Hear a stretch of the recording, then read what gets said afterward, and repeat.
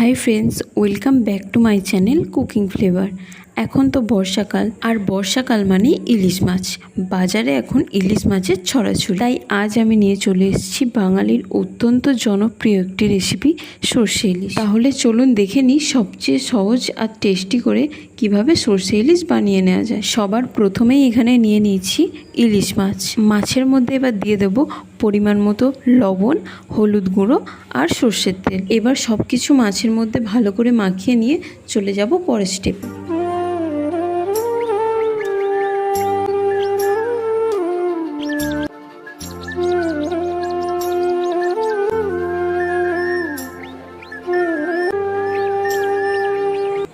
এবার একটা মিক্সিং জারে নিয়ে নিচ্ছি সাদা সর্ষে, 4-5টা কাঁচা লঙ্কা। আমি এখানে সাদা সর্ষে নিয়েছি, তোমরা চাইলে কালো সর্ষেও নিতে পারো। আর দিয়ে দিচ্ছি 1/2 টিস্পুন লবণ। এরপর জল অ্যাড করে সর্ষেটাকে বেটে নেব। সর্ষে বাটার সময় নুন আর লঙ্কা দিয়ে বাটলে সর্ষেটা তেতো হওয়ার চান্স কম। এবার একটা বোল নিয়ে বেটে রাখা সর্ষেটা একটা ছাঁকনির সাহায্যে ছেঁকে নেব।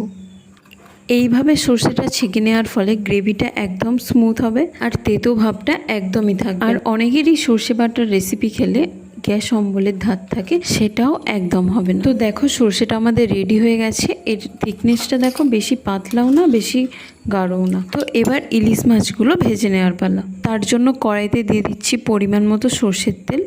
আর পুরো রান্নাটা কিন্তু সর্ষের তেলেই হবে। তো এবার একে একে মাছগুলো ভেজে নেব।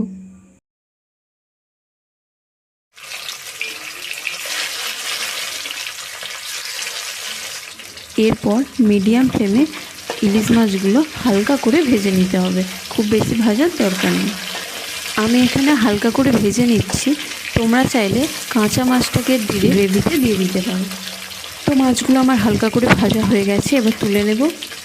এবার ওই মাছ ভাজার তেলের মধ্যে দিয়ে দেবো কালো জিরে ফোড়ন, হলুদ গুঁড়ো, কাশ্মীরি রেড চিলি পাউডার। সব মশলা ভালো করে একটু মিশিয়ে নিয়ে এর মধ্যে দিয়ে দেবো আগে থেকে ছেঁকে রাখা সর্ষেটা।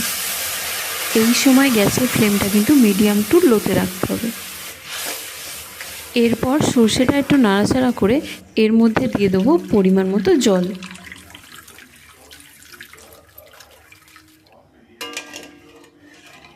আর দিয়ে দিচ্ছি স্বাদ মতো লবণ। লবণটা এখানে বুঝে দেবে, কারণ সর্ষে বাটার সময় লবণ দেওয়া হয়েছিল।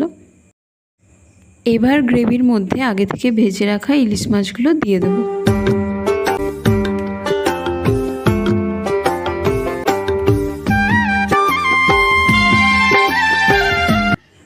আর দিয়ে দিচ্ছি কয়েকটা চেরা কাঁচা লঙ্কা।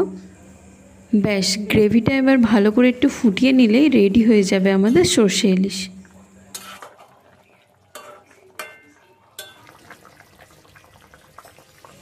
আর নামানোর আগে ওপর থেকে একটু কাঁচা সর্ষের তেল ছড়িয়ে দেব। দেখলে তো কত সহজেই তৈরি হয়ে গেল আমাদের সর্ষে ইলিশ। তাহলে আর দেরি না করে বাজারে গিয়ে ইলিশ মাছ কিনে ঝটপট করে বানিয়ে ফেলুন সর্ষে ইলিশ। আজকের ভিডিওটা ভালো লাগলে একটা লাইক করো আর কমেন্টস করে জানিও রেসিপিটা কেমন লাগে। আর এইরকম আরও ভালো ভালো রেসিপি পেতে নিচের সাবস্ক্রাইব বাটনটা প্রেস করে নাও, আর পাশে থাকা বেল আইকনটা প্রেস করতে একদমই ভুলবেন না। তাহলে আজ এই পর্যন্তই, আবার দেখা হবে নতুন কোনো রেসিপি নিয়ে। টাটা।